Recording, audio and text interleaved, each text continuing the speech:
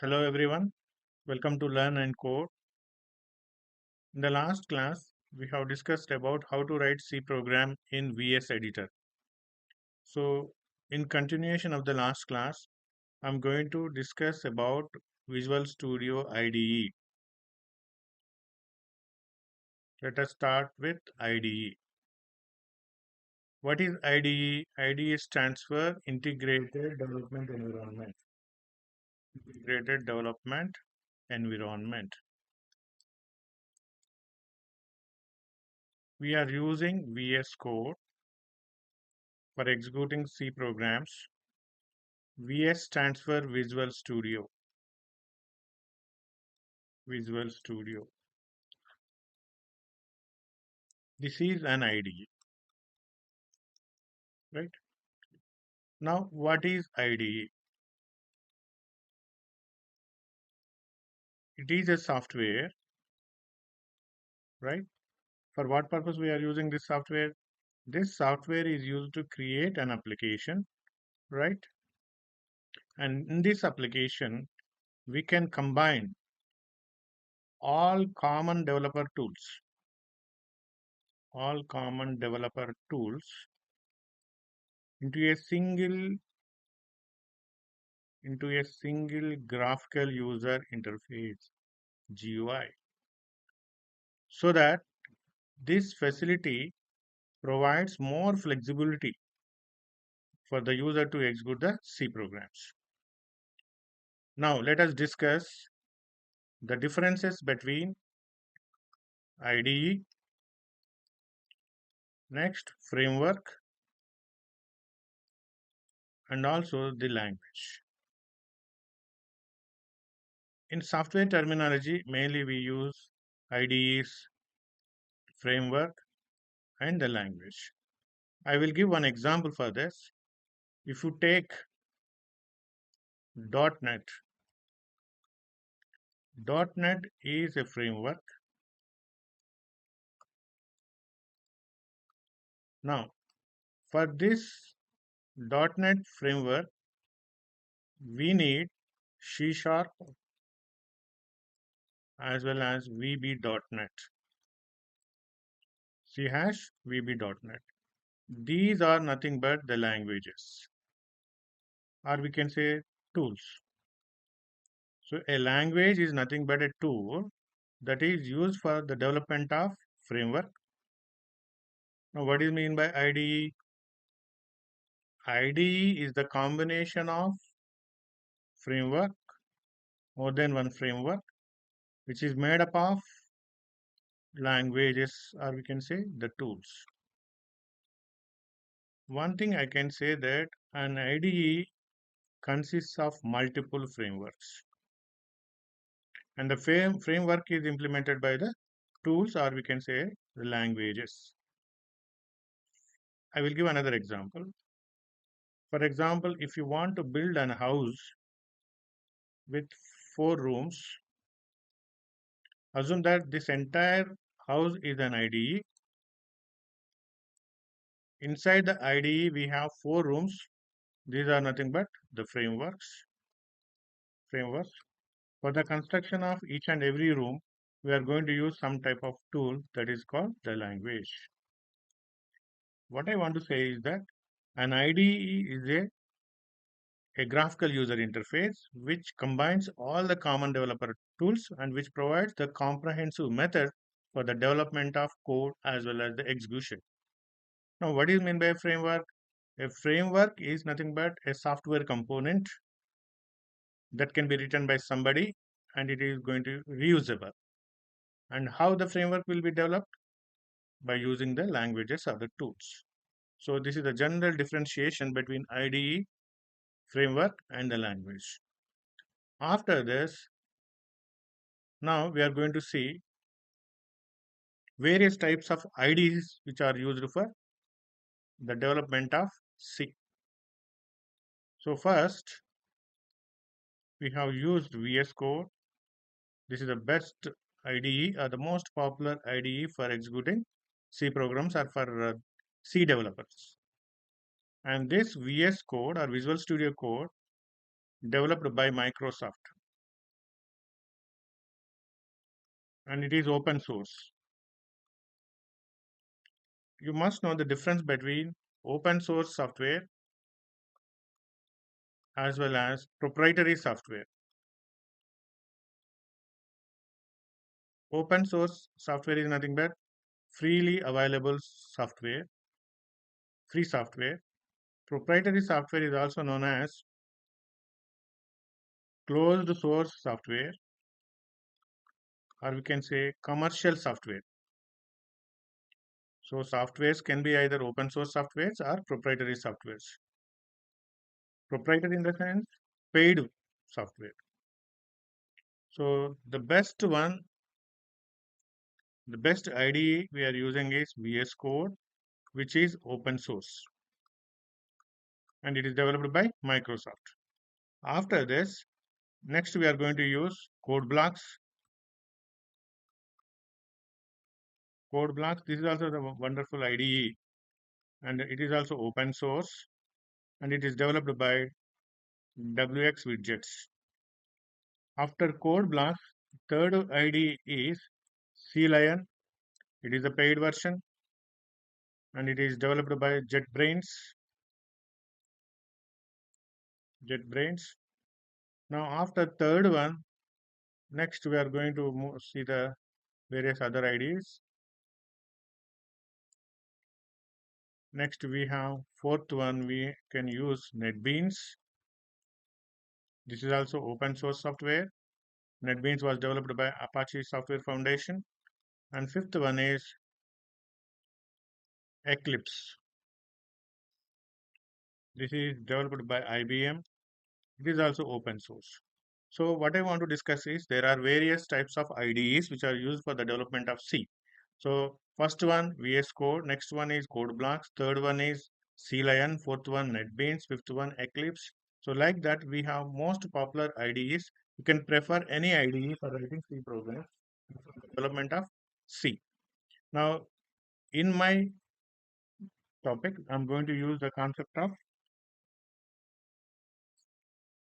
before going to execute C program,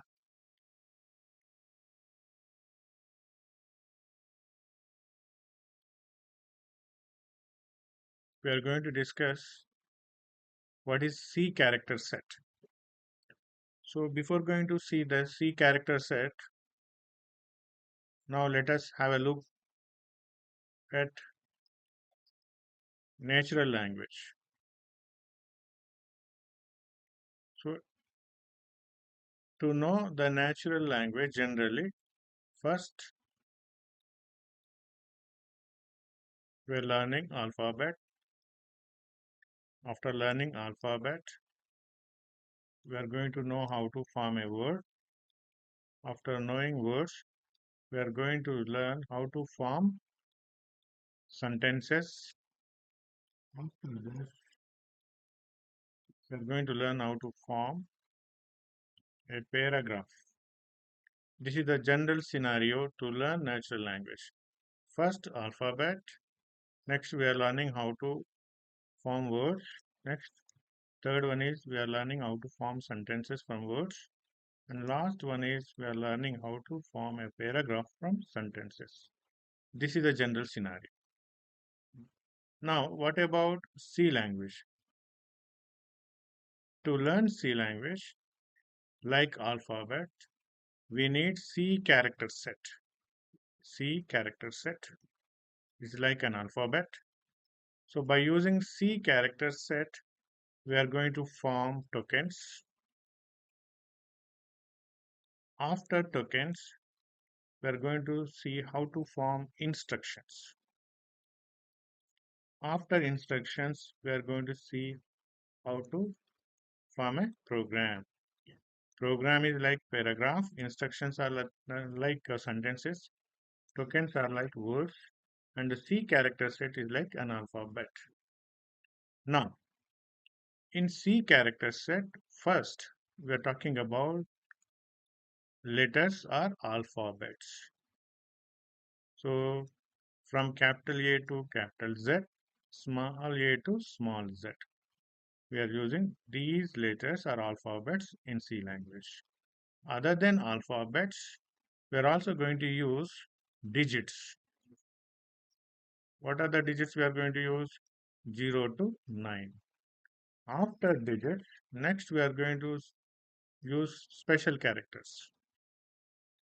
Special characters means hash, dollar, ampersand, at the rate, asterisk, slash, plus, minus, etc.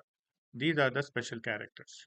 Now, after special characters, next we are going to use white spaces, white space characters. These include horizontal tab, vertical tab, space bar, etc.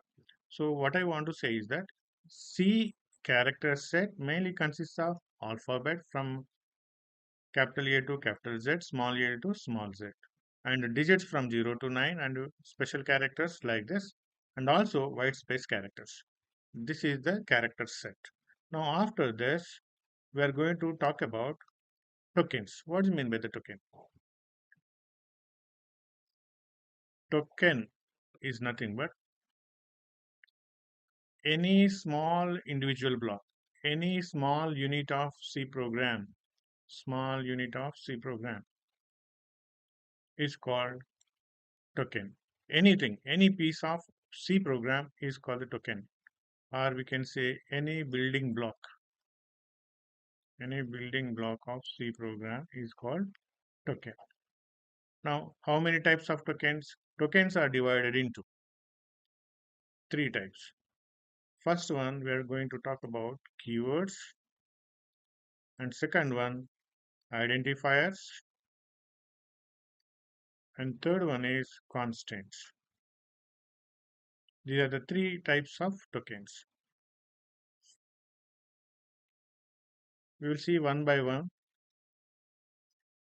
What is meant by a keyword? These are the basic fundamentals you should know. Keywords are also known as reserved words. Reserved words.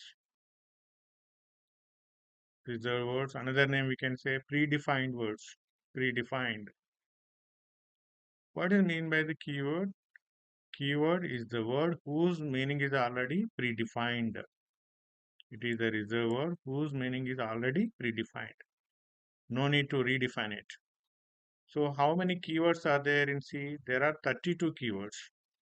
Examples we have integer, character, float, double, enum, structure, union, like this we have up to 32 keywords that we will discuss in writing C while writing C programs. Now after keywords, next we are going to talk about, there are 32 keywords. Next we are going to talk about identifiers. What do you mean by an identifier? Every C programmer must know these basic concepts. What do you mean by an identifier? Any name given to a variable, or it may be a function, or it may be an array, or it may be a structure, or it may be a union, or enumerated data type. So what does it mean? Identifier is a name given to a variable or function or an array or pointer, the structure, union, or any user-defined data type. So this is the main concept of an identifier. So now I'm going to clarify what is the difference between a variable and an identifier. Every variable is an identifier, but an identifier is not a, every identifier is not a variable. For example, if I say variable a, integer a, what is a? A is a variable, at the same time identifier. For example, I'm using the variable like this, a and parenthesis. Whenever I write parenthesis, it represents function. So here a is the name of the function, but here a is the name of the variable, integer variable. Now here a is the identifier, at the same time variable. But here a is a identifier, it is not a variable. Why? Because it is the name of the function. So finally, what I want to say is every identifier is not a variable, but every variable is an identifier. Okay. After this, we will talk about constants. So before moving on to constant, you should know what is meant by the variable. Variable is the quantity that may change during the execution of a program. Okay, now what is constant? It is the quantity that does not change, during the execution of the C program. We will see various types of constants, right? Constants mainly divided into numeric constants. Under numeric constants, we have integer constants, next real constants. We will give examples in the C program. Second one, character constants. Under character constants, we have single character constants and string constants. And third one is backslash character constant. Backslash. How many types of constants? Numeric constants, character constants. Numeric constants are divided into two types: integer constants, real constants. Under character constant, we have three types: single character constants, string constants, and last one is backspace character constants. So this is simple theory about a C program. So now I will explain the structure of C program that we have already seen in the last class using VS Code. Let us have a look at this. In the last class, we have typed this program in Visual Studio. So the first part, this is my first program. Already I said that this is the documentation section, right? Now, second part is called link section, and this is main. Every C program starts with main section, and I said this is the body of the program. Body of the program. So I will show the execution part of this program by using VS Code. Let us go to VS Code. So now let us look at the execution part.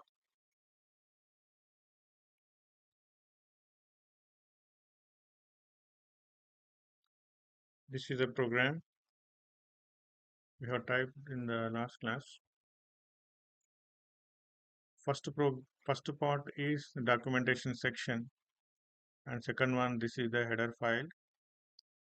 And every C program starts with the main function, and here printf hello world and return 0.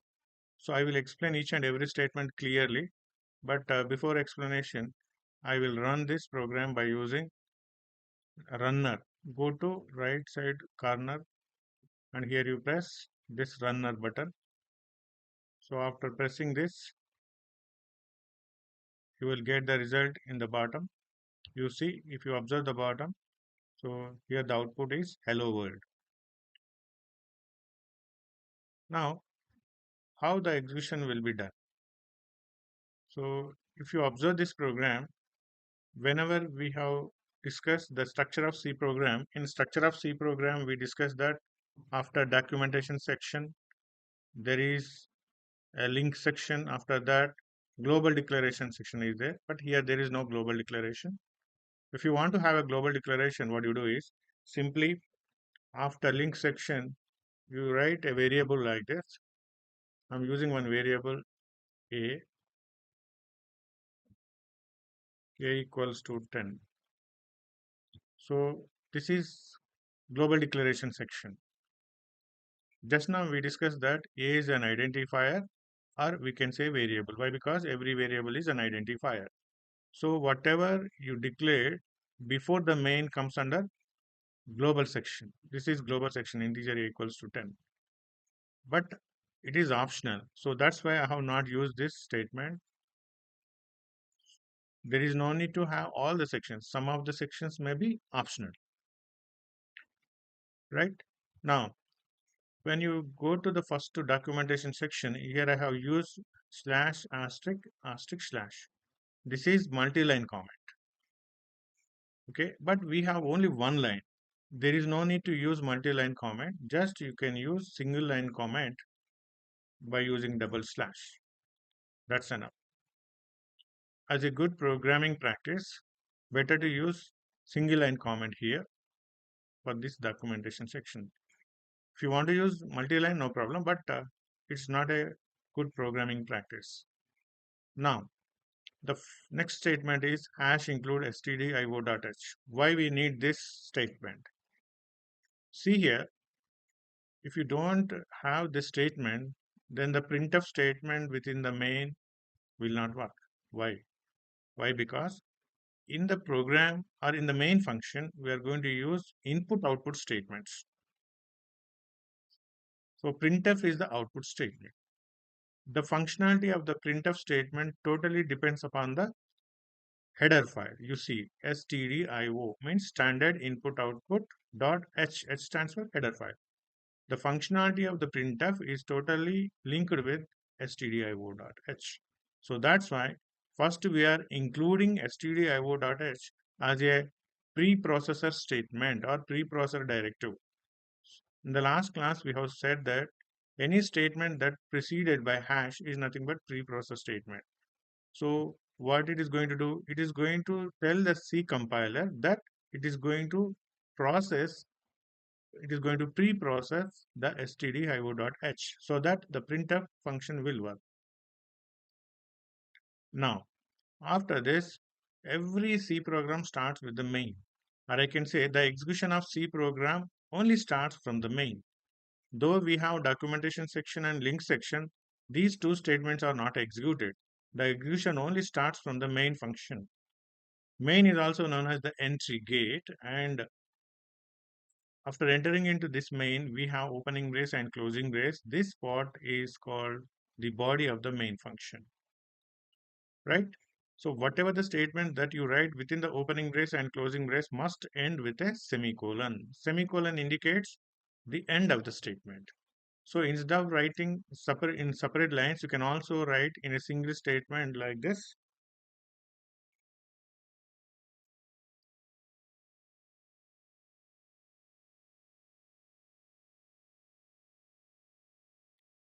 This is also valid. In a single statement, we can write everything. Why? Because we are using semicolon to terminate. Now, if you execute the same program, you will get the same output. Again, you are getting the same output, hello world. There is no change. But it does not improve the readability. When you maintain the indentation or line by line instructions, then it looks good, right? So now after this, now I'm going to write in line by line. So what I want to say is first one is the documentation section, second one is the link section, and every C program starts with the main function, and printf is used to print anything. But if you want to use printf, you need to include the header file stdio.h. Now finally, return 0. What do you mean by return 0? Before main, we are using integer, and the last statement is return 0. Return 0 in the sense we are going to terminate the function main by returning 0. What is meant by 0? 0 indicates that we are returning from the main function successfully. 0 indicates successful completion of the program. You can also write 1. Return 1 in the sense we are returning from the main function unsuccessfully, means with errors. 0 means no error, 1 means error. Any integer you can use here. So by default, the main function is going to return an integer value to the operating system. So that's why before main, we are writing int. The main intention of writing int before main is going to return an integer value by saying return 0 to whom? To the operating system. So if you use some other functions within the main, so then those subfunctions will return the value to the main function. Ultimately, the main is going to return the integer value to the operating system. This is the discussion today. So with this, I'm going to close the session. Thank you very much for watching.